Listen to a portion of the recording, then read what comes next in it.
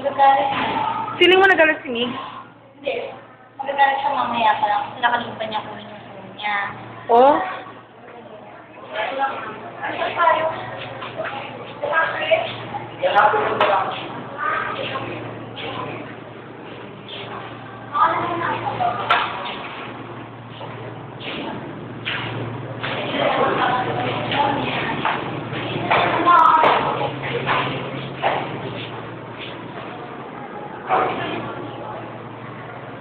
Ang tagal naman niya mag-CR kung nag-CR siya.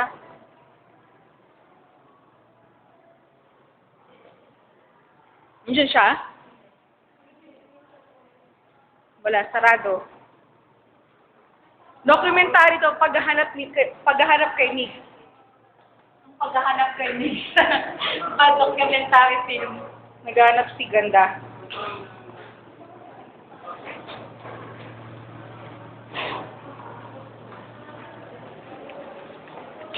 Parang ano lang to, paranormal activity.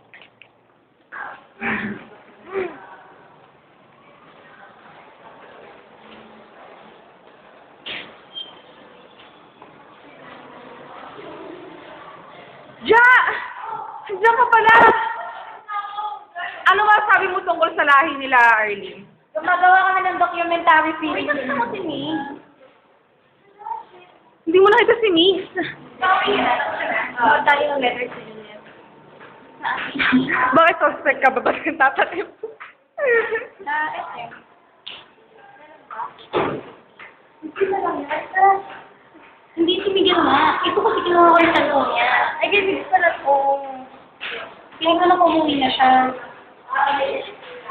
Kasi feeling ko na wala sa isip niya na sa akin yung cellphone niya. Parang nangyari ngayon dati. Diba? Naiwan na ba niya sa'yo dati yung phone niya? Oo. Yung sa akin. Akala ko Baka, tapos na kayo, matatapos na. tapos na kami. Alam, may nag-text. Basahin mo. Ganda.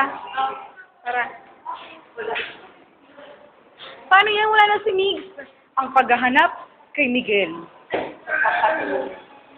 Pagpapatuloy po namin bukas. Tara po tayo library. Baka nasa library. Ayan, library. Bakit? Bagsak ka? Hindi naman. Ay, oo.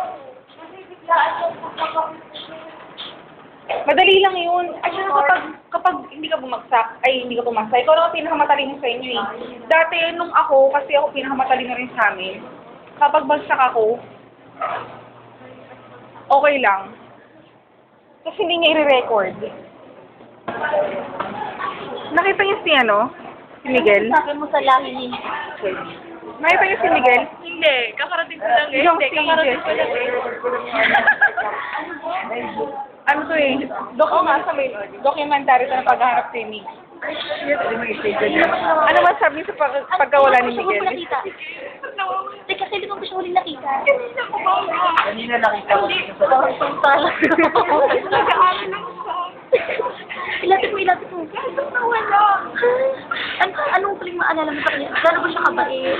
Matalino siya. Ay, sabi ko mabait. Mabait. Matalino siya. Sobrang bakit? Sobrang. Pero alam mo, actually okay na yung kahit nawala. Hindi, joke lang. Di ba speech